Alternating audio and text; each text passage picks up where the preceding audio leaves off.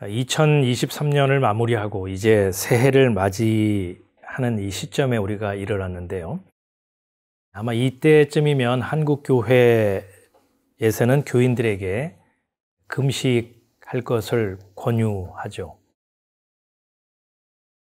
교인들 개개인도 한 해를 마무리하고 새해를 시작하는 마당에 금식하며 기도해야 되겠다 이렇게 생각하고 또 작정하는 분들이 있을 겁니다. 금식과 금식 기도는 이제 한국 교회의 전통이 되었고 신앙으로 자리를 잡았죠. 듣자 하니까 요즘에는 또 금식 기도를 릴레이로 한다는 얘기를 들었어요.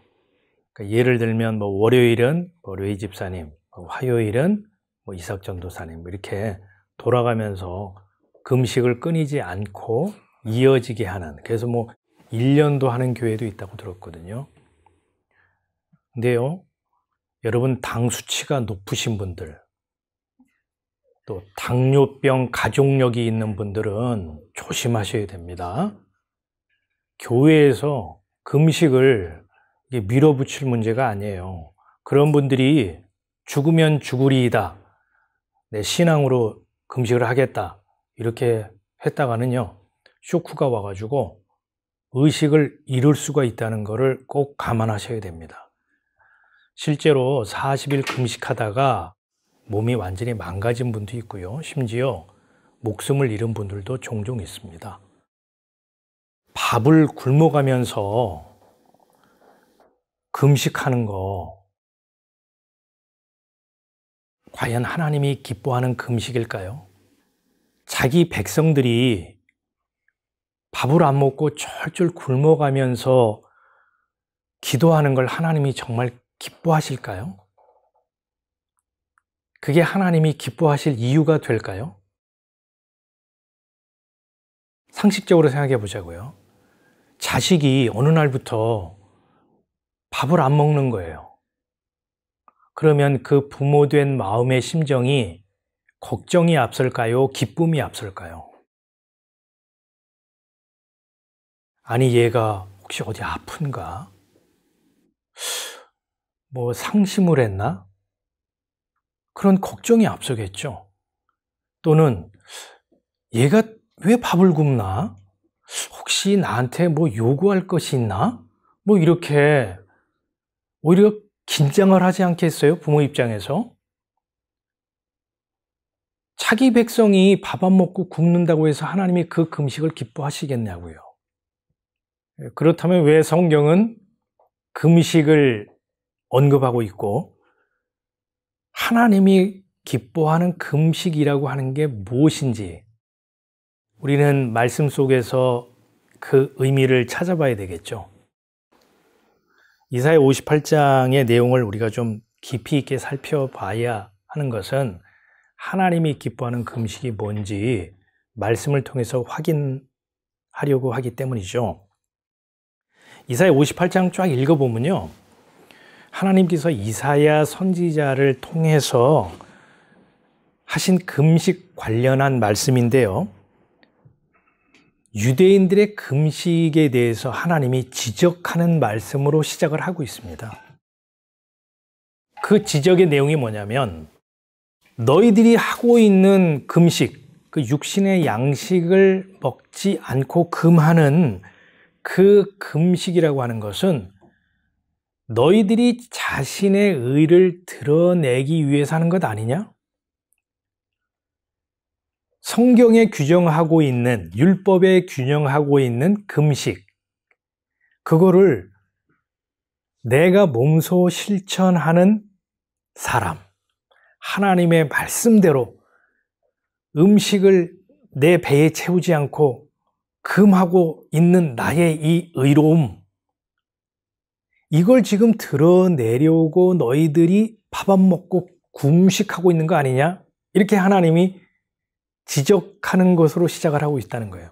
또 하나는 뭐냐면, 너희들이 굵은 베옷을 입고 죄를 무릅쓰고 겸비하여 하나님 앞에 금식을 하고 있는 것은 너희가 뭔가 하나님 앞에 바라고 원하는 것을 얻어내기 위한 그 의도와 동기에서 밥을 굶고 있는 건 아니냐라고 꼬집는 말씀으로 이사야 58장은 시작을 하고 있습니다. 그러면서 하나님이 기뻐하는 금식이 무엇인지 6절부터 쭉 언급을 하고 있죠. 나의 기뻐하는 금식은 흉악의 결박을 풀어주며 멍에의 줄을 끌어주며 압제당하는 자를 자유케 하며 모든 멍에를 꺾는 것이 아니겠느냐. 여기 흉악의 결박, 또 멍에의 줄, 압제당하는 자 이런 표현들이 나오잖아요. 이것은 죄의 결박, 율법의 멍에, 이 세상에서 통용되고 있는 삶의 방식, 그 압제, 그 속박, 그 굴레, 그거를 의미하는 단어들입니다. 그렇기 때문에 흉악의 결박, 또 멍에의 굴레, 압제당하는 것, 이것은 사람의 힘과 방법으로 해결할 수 있는 성질의 것이 아니에요. 그리스도의 희생을 통한 죄의 구속, 예수 그리스도의 희생을 통한 율법으로부터의 자유, 예수 그리스도의 십자가 대속의 죽음으로 말미암아 이 세상에 땀이 흐르도록 수고해야 먹고 살 수밖에 없는 이 굴레로부터 안식하게 될 것이라고 하는 약속, 그걸 하나님께서는 이사야 선지자를 통해서 말씀을 하고 있는 것이죠. 그렇기 때문에 하나님이 기뻐하는 금식은요, 1차적으로 예수님이 하신 겁니다. 예수님이 가능한 금식이었어요. 그래서 이사야 58장에서 말하고 있는 것은요, 우리 보고 그 흉악의 결박을 풀어라, 그 멍에에서 벗어나라, 압제당하는 자들에게 자유를 주라라고 요구하고 그렇게 실천하라고 하는 실천 덕목으로 요구된 게 아니라는 거예요. 예수 그리스도의 구원 사역, 이걸 은유하고 있는 예언의 말씀이 흉악의 결박, 멍에, 압제, 지금 그렇게 표현하고 있는 것이죠. 그리고 그 예수 그리스도께서 자신의 피와 살을 다 내어주심으로 우리의 영적으로 헐벗은 상태, 곤고한 상태에 있는 자들에게 자신을 생명의 양식으로 내어주셨죠. 그래서 6절부터 11절까지의 내용을 쭉 읽어보면 줄인 자에게 먹이며 벗은 자에게 입히며 다 이런 표현들이 그렇게 줄인 자에게 가서 밥 퍼주어, 노숙자에게 가서 옷 입혀주어, 이거는 표피적이고 문자적인 접근이라는 거예요. 그런 표현을 통해서 예수께서 진정으로 영적으로 헐벗고 배고픈 자들에게 자신의 생명까지 주심으로 생명의 양식을 주셨다는 거예요. 그 말씀을 하나님께서는 이미 예수께서 육신의 몸을 입고 오시기 전에 이사야 선지자를 통해서 예언해 주신 말씀이 이사야 58장 말씀의 내용인 것입니다. 그래서 1차적으로 하나님이 기뻐하는 금식은 예수께서 하신 겁니다.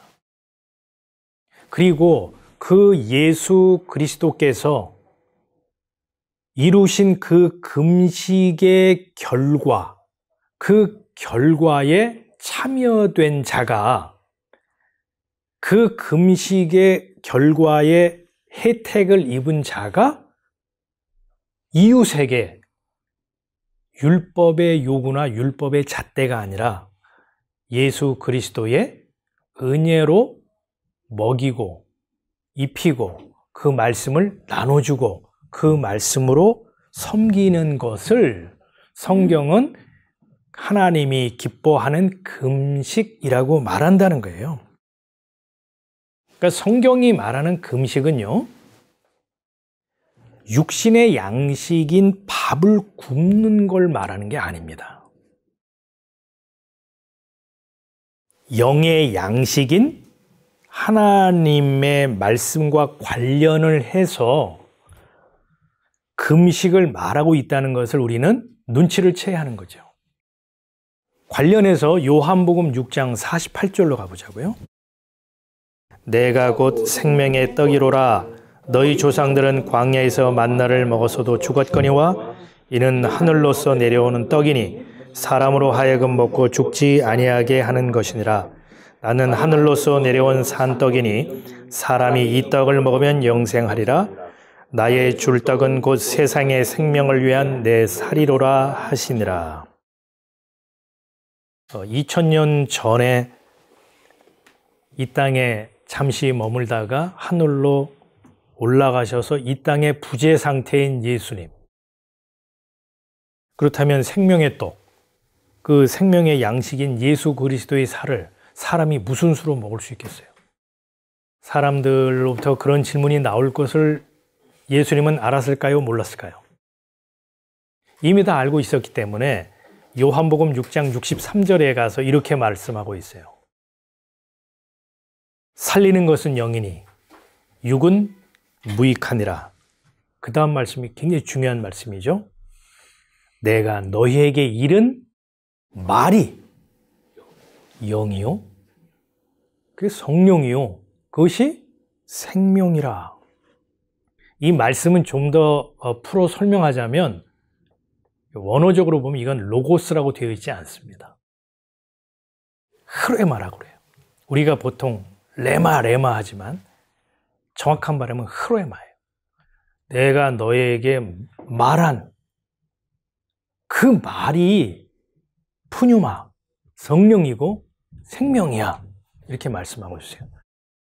흐레마는 뭐냐? 말씀을 풀어.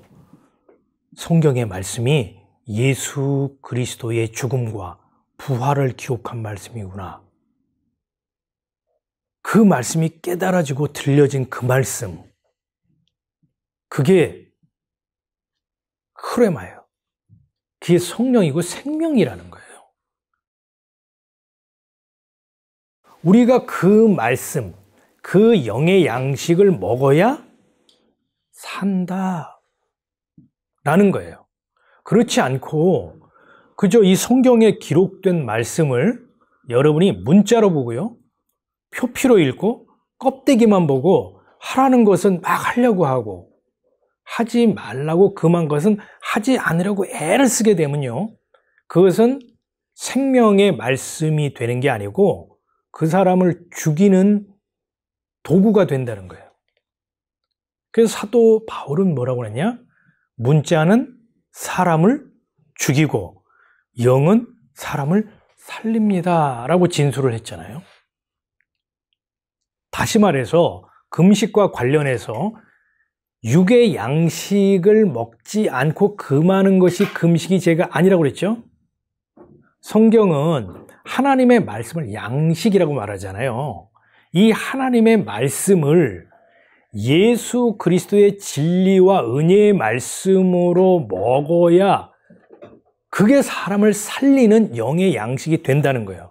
그러지 않고 이 말씀을 율법으로 먹고, 다시 말해 문자로 보고 표피만 보고 껍데기만 읽게 되면 그것이 사람을 살리는 게 아니고 죽이는 것이 된다는 거예요. 자기도 죽고 남도 죽이는 영적 살인 무기가 될 수 있다는 거예요. 그 양식 먹지 마. 그 양식 끊어. 그게 성경이 말하는 금식입니다. 우리가 들어왔던 금식에 대한 내용과 너무 달라서 하면 여러분이 좀 어리둥절할 수 있어요. 금식에 대한 개념을 완전히 바꾸세요. 아주 중요한 내용이기 때문에 다시 한번 제가 얘기를 할게요. 성경에서 말하는 금식은 우리 육신의 양식인 밥을 끊어라, 이게 본질적 의미가 아니고요. 하나님의 말씀, 그 영의 양식을 율법으로 먹는 것을 끊어라, 금하라, 그런 의미에서의 금식을 명하셨다는 겁니다. 왜요? 그 양식을 계속 먹으면 내 영혼도 죽고 그 양식을 남에게 또 나눠주고 베풀어주고 전해주면 그 사람도 죽기 때문이죠. 밥을 굶는 것은 누구나 할 수 있습니다. 자기가요, 마음만 단단히 먹으면 심지어 40일 금식도 가능합니다. 그런데 하나님이 기뻐하는 금식은 아무나 할 수 있는 것이 아닙니다. 그것은 예수 그리스도의 금식, 그 금식의 결과에 참여된 자, 그 금식의 맛을 본 자, 그 은혜를 입은 자, 다시 말해서 흉악의 결박을 풀고 멍에의 줄을 꺾고 압제당하는 자를 자유케 하신 예수 그리스도의 대속의 은혜를 입은 자만이 가능한 것입니다. 이 사람은요, 고깃집에서 갈비를 뜯으면서 하나님이 기뻐하는 금식을 하는 자가 되는 것입니다. 어떤 사람은 배를 쩔쩔 굶으면서 하나님이 기뻐하는 금식을 하지 못하는 사람도 있다는 걸 아셔야 돼요. 어느 부부가 중학생인 두 아들과 함께 이제 기도원을 찾았어요. 기도원에 간 것은 기도 제목이 너무 많았기 때문입니다. 경제의 문제, 건강의 문제, 신분의 문제, 또 사춘기에 접어든 이 자녀들의 그 방황, 진로의 문제. 이 부부가 해결하기에는 참 난제죠. 현실의 문제인데 스스로의 힘과 방법으로 이걸 풀 재간이 없어요. 그래서 기도원을 찾았던 거죠. 자, 이 부부가 생각하는 흉악의 결박이라고 하는 것은 무엇이겠습니까? 사춘기 자녀들의 반항과 신앙적인 방황, 어디로 튈지 모르는 럭비공과 같은 자녀들의 그 감정의 기복. 이게 이 부부에게는 흉악의 결박 같은 것이었죠. 또 교회 생활하면서 교인들과 얽히고 설킨 감정의 문제들. 아무리 이걸 기도하고 풀어보려고 인간적인 노력을 시도해도 꼬이기만 하는 교인들과의 복잡한 감정선. 이 부부에게는 이런 것들이 흉악의 결박이라고 생각을 한 거예요. 또 멍에의 줄은 뭐냐? 해결될 기미가 없는 경제적인 어려움. 병원에 가도 해결받을 수 없는 이 건강의 문제. 기약 없이 흘러만 가는 이 신분의 문제로 인한 가중되는 불안감. 이런 것들을 그들은 멍에의 줄이라고 생각을 했어요. 발등에 떨어진 이 현실적인 문제들, 얼마나 절박하고 다급했으며 또 이 문제의 해결을 위해서 얼마나 간절했겠어요. 그래서 이 부부는 하나님께 매달려 기도하기로 금식을 결심했던 겁니다. 주여, 흉악의 결박을 풀어주옵소서. 주님, 내 힘으로 풀 수 없는 이 멍에의 줄 좀 풀어주시고 해결해 주옵소서. 이게 어찌 남의 집 얘기이겠습니까? 내 모습이고 또 우리 신앙의 현주소가 아닌가 싶기도 합니다. 성경이 말하는 금식과는 상관없는 금식을 하고 있는 나.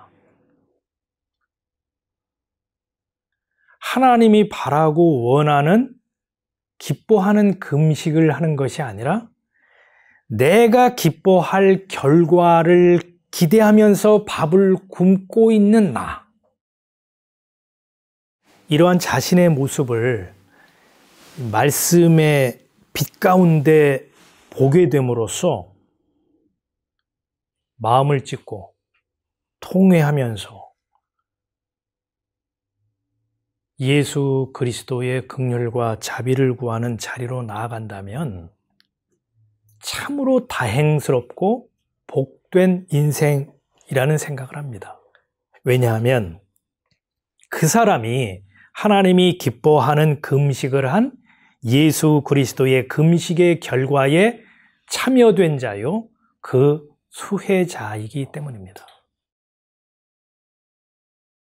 이 한 해를 마감하고 이 새해를 맞이하면서 여러분이 육신의 양식을 금하는 금식을 계획하고 혹 작정하는 분들이 있을지 모르겠습니다만은 저는 오늘 이 하나님이 기뻐하는 금식에 관하여 말씀을 나누면서